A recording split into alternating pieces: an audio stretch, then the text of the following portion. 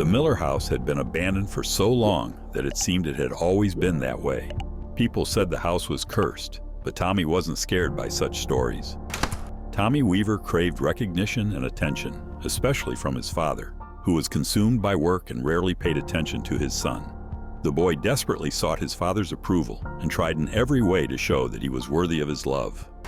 A bet with his friends that he could go down into the basement of the house alone wasn't just a game to him. Finally, everyone would see how brave he was. On that cool autumn day, his friends watched from a distance, afraid even to approach the abandoned house. He took a deep breath and yanked open the creaky front door. The air was thick with the smell of mold and decay. Old crooked portraits on the walls seemed to watch his every step. Tommy finally found the door to the basement. Holding his breath, he began to descend the stairs. Near the bottom, his foot caught on something, and he fell forward. His flashlight slipped from his hand and clattered across the stone floor. Breathing heavily, he saw what appeared in the flashlight's light to be a skeleton half buried in the ground. Its bony hand was outstretched. On the skeleton's wrist, a gold bracelet glittered in the dim light. Curiosity overpowered fear. Tommy crawled to the skeleton and grabbed the bracelet. As soon as he touched it, a shiver ran down his spine.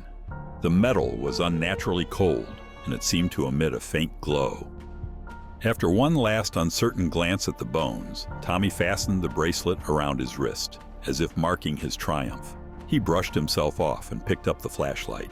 As he climbed the stairs, a low, growling whisper echoed from the basement, sending a wave of terror through him.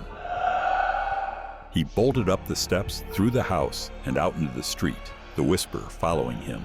In fear, he raced past his friends and ran home, the whispering only stopping when he slammed the front door behind him. That night, Tommy lay in bed, staring at his trophy. He tried to take it off, but it seemed to have fused to his arm. The clasp wouldn't budge. The decision not to tell his parents was made instantly. They would ground him for trespassing and stealing. As he drifted to sleep, he heard the whispering again, growing more insistent. The voices spoke of how his fate was already sealed, how he would become the new prisoner of the house, and how his soul would wander its dark corridors until the end of time.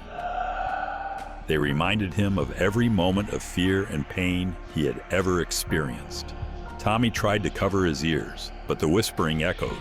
He felt his soul being consumed by icy terror, as if dark shadows were wrapping their vile grip around him. The next morning, Tommy began to notice some movement in the shadows. Soon, he became convinced that he was being watched. He felt as though the empty eye sockets of the skeleton were staring at him, its sinister grin appearing in every reflection. He sensed cold breath on his neck, as if the dead man was nearby, waiting for his moment.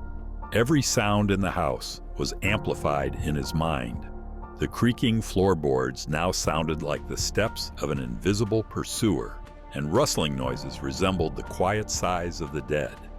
As Tommy passed the mirror in the hallway, a fleeting image of the skeleton appeared in the reflection. He quickly turned around, but there was no one there. Attempts to talk to his parents were unsuccessful. No one but him noticed anything strange. By the third day, Tommy began seeing ominous figures and feeling the bracelet tightening around his wrist, leaving a painful red burn.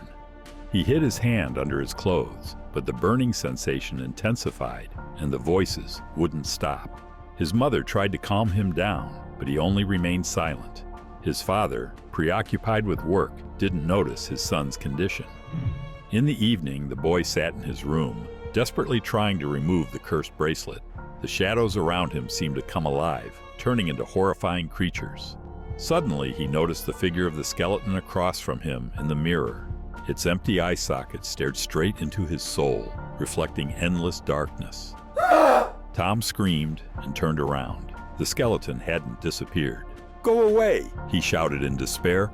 His heart was pounding wildly, and Tommy felt fear mixed with rage. In the corner of the room stood a baseball bat. Tommy grabbed it. Remembering all the horrors of the past few days, he gripped the bat tightly and charged at the skeleton with a piercing scream. "Leave me alone!" The blow was precise. The bat made a dull thud as it struck the head, and Tommy heard a painful groan. He expected the skeleton to crumble into dust, but the truth pierced his consciousness. Standing before him was his father, with an expression of horror and pain in his eyes. Blood streamed from the wound on his head. Father collapsed to the floor. Overcome with terror, the boy dropped the bat, his scream merging with his father's groan. "Dad? No, this can't be happening." Tommy fell to his knees, his hands trembling, tears streaming down his cheeks. "Tommy, why?" his father whispered, losing consciousness. His mother ran into the room and saw her husband lying on the floor, and her son sobbing in front of him with a wild look in his eyes. A bracelet was lying nearby. Doctors and the police quickly arrived at their home, and they managed to help his father, but Tommy's explanation seemed like madness. They searched the Miller house basement, but there was no skeleton there. "You have to believe me," Tommy shouted as the medics tried to calm him down. "The skeleton, it's real. It's here. It's chasing me." "Calm down, Tommy," the doctor tried to speak gently, though his face showed concern. "You're safe. No one is chasing you." Tommy was given a sedative and taken to the hospital. The bracelet was taken away, but no one could explain the red burn on his arm. The whispering didn't stop, even in his drugged state. He was tormented by visions, its bony hand reaching for him. The chilling voice whispered in his ear, "You will never be free. The curse will be with you forever." Finally, unable to help him, the doctors transferred Tommy to a psychiatric hospital. His father recovered and his parents visited their son, but he barely recognized them through the fog of fear and medication. "Tommy, it's Mom." She tried to take his hand, but he pulled away like her touch was burning him. "We're here to help you. We love you." "They don't understand," Tommy whispered, looking at his parents with eyes full of terror. "They don't see him. They don't hear."